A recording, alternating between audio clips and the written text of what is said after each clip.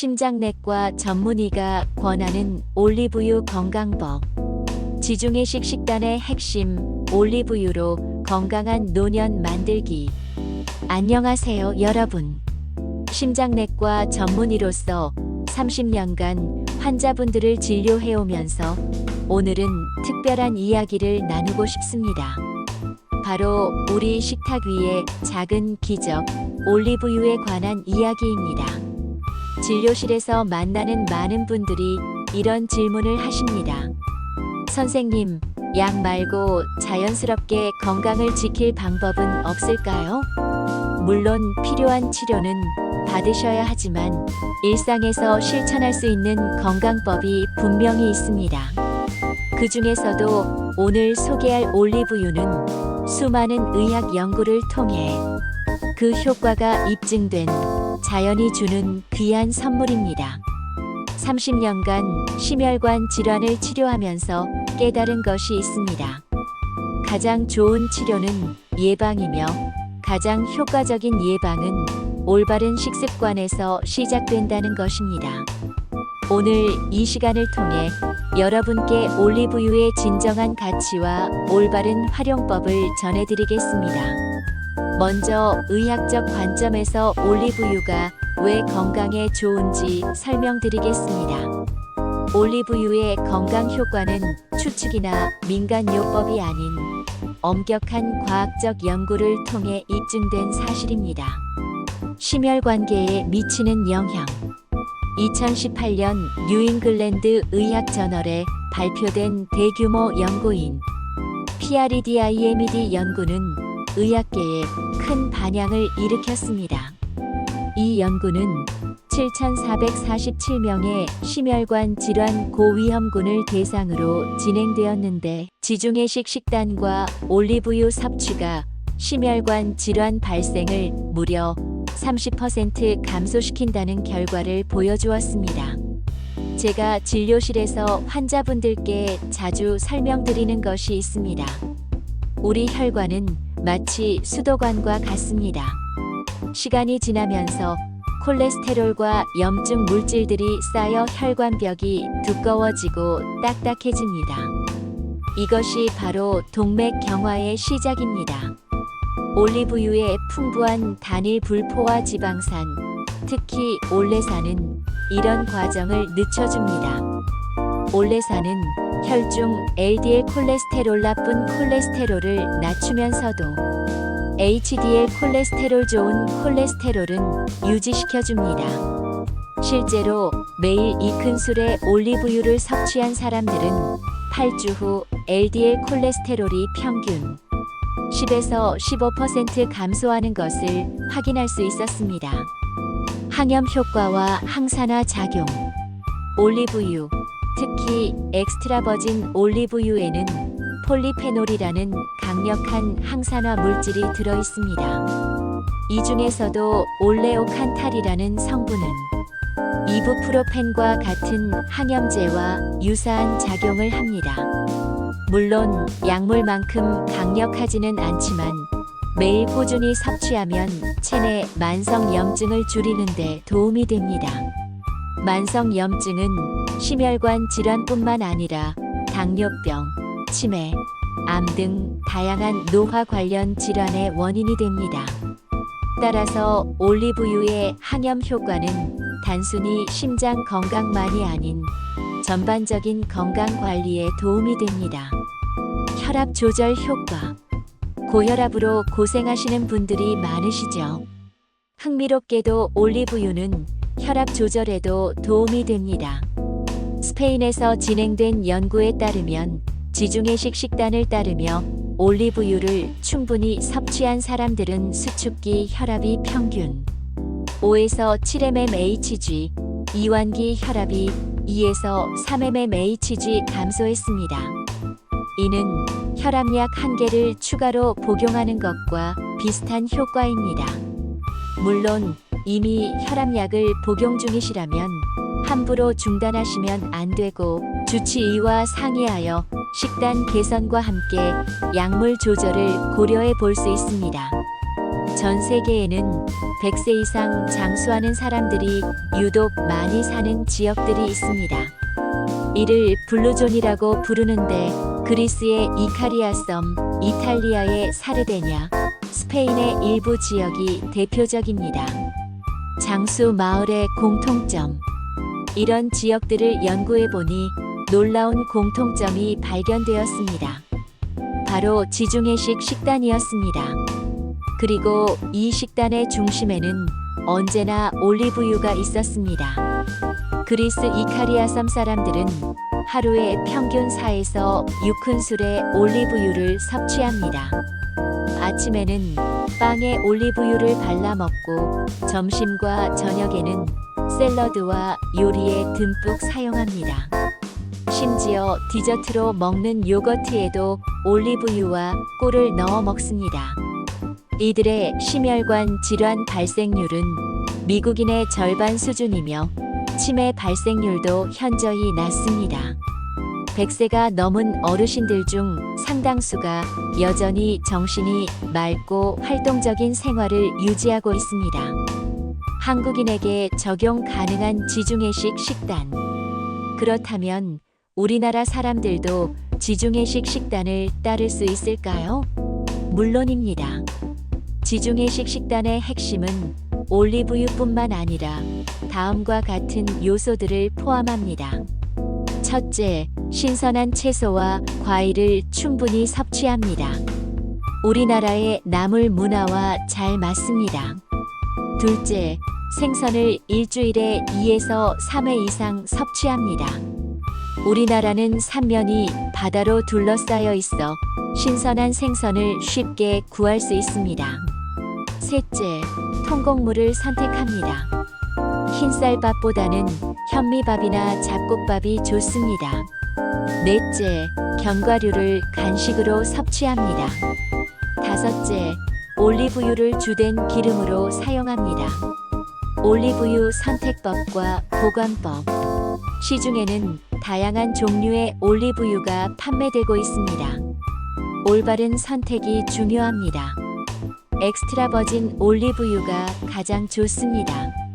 이는 올리브를 첫 번째로 압착하여 얻은 기름으로 산도가 0.8% 이하이며 화학적 처리를 하지 않은 순수한 올리브유입니다. 폴리페놀과 비타민 E가 가장 풍부하게 들어 있습니다. 버진 올리브유는 두 번째 등급으로 산도가 2% 이하입니다. 엑스트라 버진보다는 영양가가 떨어지지만 여전히 좋은 선택입니다. 정제 올리브유 또는 라이트 올리브 오일은 화학적으로 처리한 올리브유로 영양가가 많이 떨어집니다. 가격은 저렴하지만 건강상 이점은 크지 않습니다. 올바른 보관법. 올리브유는 빛과 열에 약합니다. 직사광선을 피하고 서늘한 곳에 보관하세요. 냉장고에 보관할 필요는 없지만 여름철에는 냉장 보관도 좋습니다. 개봉 후에는 6개월 내에 사용하는 것이 좋습니다. 어두운 색 유리병이나 캔에 담긴 제품을 선택하시고 개봉 후에는 뚜껑을 꼭 닫아 공기와의 접촉을 최소화하세요. 50대 이후부터 올리브유 섭취 활용법. 50대는 심혈관 질환 예방이 가장 중요한 시기입니다. 이 시기부터 올리브유를 꾸준히 섭취하시면 60대, 70대의 건강을 크게 좌우할 수 있습니다. 하루 권장량은 2에서 3큰술 30에서 45ml입니다. 이를 하루 3끼에 나누어 섭취하시면 됩니다. 아침에는 토스트에 버터 대신 올리브유를 발라 드시거나 샐러드 드레싱으로 활용하세요. 점심에는 파스타나 볶음 요리에 사용하고 저녁에는 생선 요리나 구이에 뿌려 드시면 됩니다. 60대 이상을 위한 특별관리법. 60대 이상에서는 소화 기능이 약해질 수 있으므로 올리브유 섭취 시 몇 가지 주의사항이 있습니다. 첫째, 공복에 많은 양을 한 번에 섭취하지 마세요. 소화불량이나 설사를 유발할 수 있습니다. 둘째, 처음 시작하실 때는 하루 1큰술부터 시작하여 서서히 늘려가세요. 셋째, 기존에 복용 중인 약물이 있다면 주치의와 상의하세요. 특히 혈액 희석제를 복용 중이시라면 더욱 주의가 필요합니다. 고혈압 환자를 위한 특별 권장사항. 고혈압 환자분들께는 올리브유를 활용한 특별한 식단을 권합니다. 나트륨 섭취를 줄이고 칼륨이 풍부한 식품과 함께 올리브유를 섭취하시면 더욱 효과적입니다. 토마토 샐러드에 올리브유와 바지를 넣거나 아보카도와 올리브유를 함께 드시면 좋습니다. 이런 조합은 혈압을 낮추는데 시너지 효과를 냅니다. 당뇨병 환자를 위한 권장사항. 당뇨병 환자분들에게도 올리브유는 도움이 됩니다. 올리브유는 혈당 지수가 0이며 인슐린 감수성을 개선하는 데 도움이 됩니다. 다만 올리브유는 칼로리가 높으므로 1큰술당 약 120칼로리, 전체 칼로리 섭취량을 고려하여 다른 기름 사용량을 줄이시기 바랍니다. 이제 실제로 우리 식탁에서 활용할 수 있는 건강한 올리브유 레시피들을 소개해 드리겠습니다. 아침 메뉴 올리브유 토스트와 스무디. 바쁜 아침 간단하면서도 영양가 있는 메뉴입니다. 통밀빵에 올리브유 1큰술을 발라주세요. 여기에 토마토 슬라이스와 아보카도를 올리고 소금과 후추로 간을 맞춥니다. 마지막에 올리브유를 한 방울 더 뿌려주면 완성입니다. 스무디는 시금치, 바나나, 그릭 요거트, 올리브유 2분의 1큰술을 함께 갈아주세요. 올리브유가 들어가면 지용성 비타민의 흡수가 훨씬 좋아집니다. 점심 메뉴 지중해식 샐러드. 이것은 제가 개인적으로 자주 먹는 샐러드입니다. 신선한 로메인 상추, 토마토, 오이, 올리브, 페타 치즈를 준비합니다. 드레싱은 올리브유 2큰술, 레몬즙 1큰술, 다진 마늘 1쪽, 오레가노, 소금, 후추를 섞어 만듭니다. 이 샐러드 하나만으로도 하루 권장 올리브유 섭취량의 절반을 채울 수 있습니다. 저녁 메뉴 올리브유로 조리한 생선구이. 연어나 고등어 같은 지방이 풍부한 생선을 선택하세요. 생선에 올리브유를 발라 오븐에서 구워줍니다. 구운 후에도 엑스트라 버진 올리브유를 한 방울 뿌려주면 풍미가 훨씬 좋아집니다. 곁들임으로는 올리브유에 볶은 브로콜리나 아스파라거스를 준비하세요. 간식 올리브유 견과류. 견과류를 올리브유에 살짝 볶아 드세요.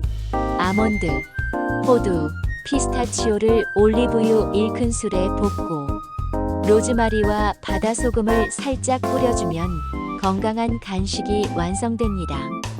한국식 응용 메뉴들. 우리나라 전통 음식에도 올리브유를 활용할 수 있습니다. 올리브유 나물 무침. 시금치나 도라지 나물을 무칠 때 참기름 대신 올리브유를 사용해 보세요. 참기름보다 담백하면서도 건강상 이점이 더 많습니다. 올리브유 비빔밥. 비빔밥에 고추장과 함께 올리브유 1큰술을 넣어 비벼 드세요. 기존의 참기름 비빔밥과는 또 다른 맛을 경험할 수 있습니다. 올리브 오일 김치볶음밥. 김치볶음밥을 만들 때 일반 식용유 대신 올리브유를 사용하면 더 깔끔하고 고급스러운 맛이 납니다. 올리브유에 대한 오해와 진실. 임상에서 환자분들이 자주 물어보시는 질문들에 답해드리겠습니다. 올리브유는 가열하면 안 된다?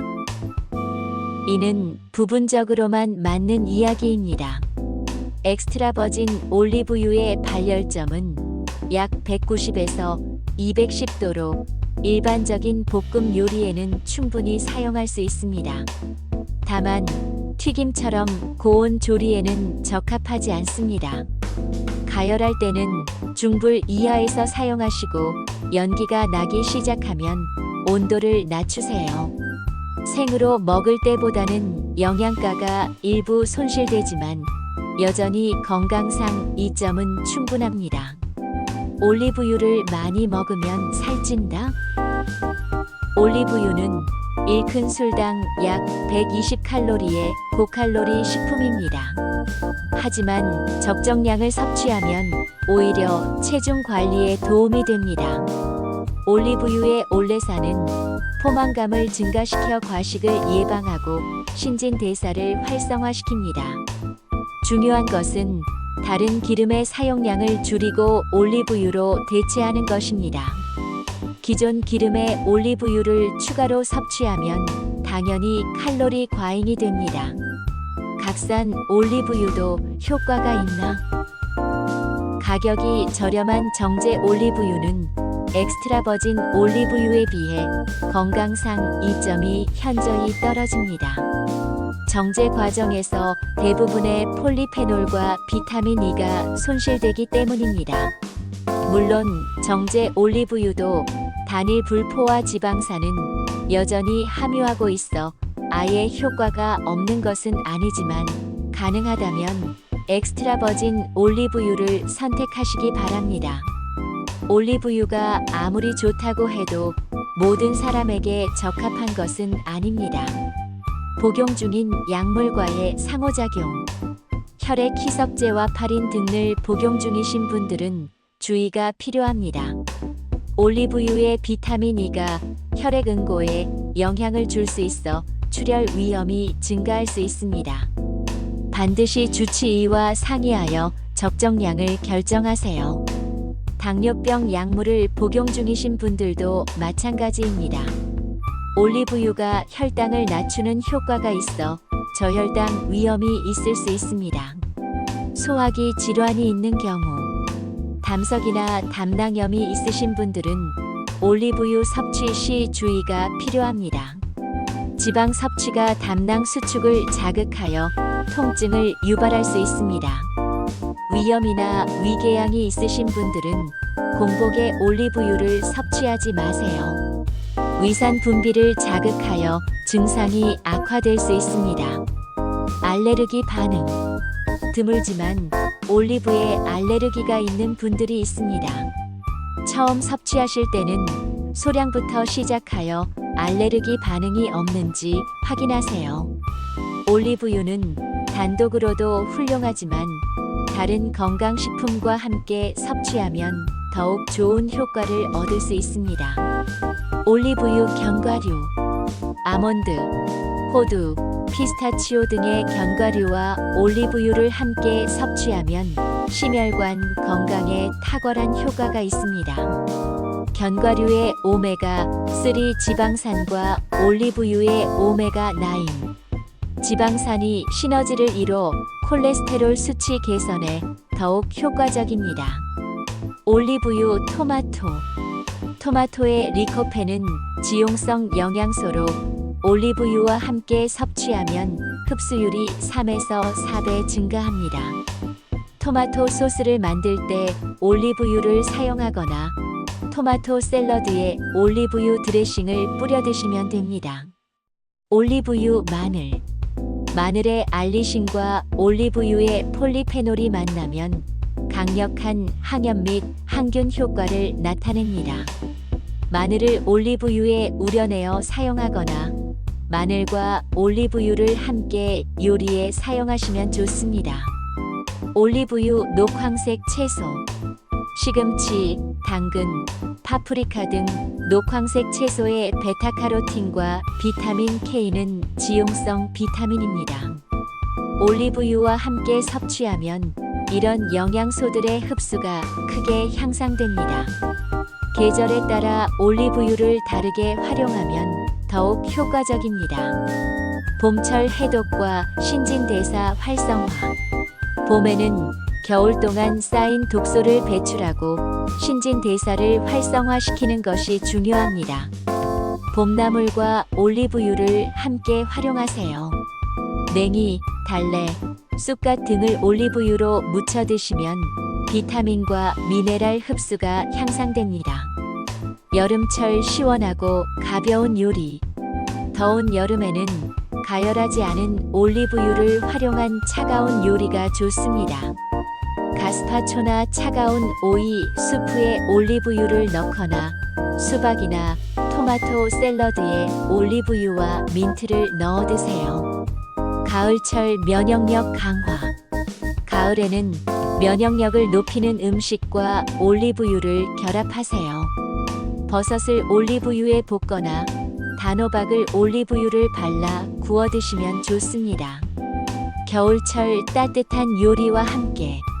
추운 겨울에는 따뜻한 수프나 스튜에 마지막에 올리브유를 넣어 드세요.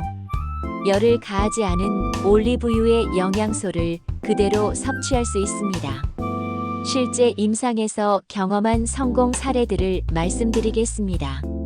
물론 개인정보는 철저히 보호하면서 일반적인 내용만 공유하겠습니다. 65세 남성 환자 사례. 고혈압과 고지혈증으로 약물 치료를 받고 있던 65세 남성 환자분이 계셨습니다. 지중해식 식단과 올리브유 섭취를 시작한 지 6개월 후 총 콜레스테롤이 250mgdl에서 200mgdl로 LDL 콜레스테롤이 170mgdl에서 130mgdl로 감소했습니다. 혈압도 140에 90mmHg에서 130에 80mmHg로 개선되어 약물 용량을 줄일 수 있었습니다. 58세 여성 환자 사례. 폐경 후 체중 증가와 혈관 건강이 걱정되어 내원한 58세 여성 환자분이 계셨습니다. 기존 식단에서 모든 기름을 올리브유로 바꾸고 하루 3큰술의 올리브유를 나누어 섭취하도록 권했습니다. 3개월 후 체중은 3kg 감소했고 혈관 탄성도가 개선되어 동맥경화 위험도가 낮아졌습니다. 중요한 것은 꾸준함. 이런 성공 사례들의 공통점은 꾸준함입니다. 하루 이틀 올리브유를 먹는다고 바로 효과가 나타나지는 않습니다. 최소 3개월 이상 꾸준히 섭취해야 혈액 검사상 변화를 확인할 수 있고 6개월 이상 지속해야 체감할 수 있는 변화가 나타납니다. 30년간 심장내과 전문의로 일하면서 깨달은 것이 있습니다. 가장 좋은 치료는 질병이 생기기 전에 예방하는 것이며 가장 효과적인 예방은 올바른 식습관에서 시작된다는 것입니다. 올리브유는 자연이 우리에게 준 귀한 선물입니다. 약물처럼 즉각적인 효과를 기대해서는 안 되지만 꾸준히 섭취하면 분명히 건강상 이점을 경험하실 수 있을 것입니다. 핵심 권고사항 요약. 첫째, 엑스트라 버진 올리브유를 선택하세요. 둘째, 하루 2에서 3큰술을 여러 번에 나누어 섭취하세요. 셋째, 다른 기름 사용량을 줄이고 올리브유로 대체하세요. 넷째, 기존 복용 중인 약물이 있다면 주치의와 상의하세요.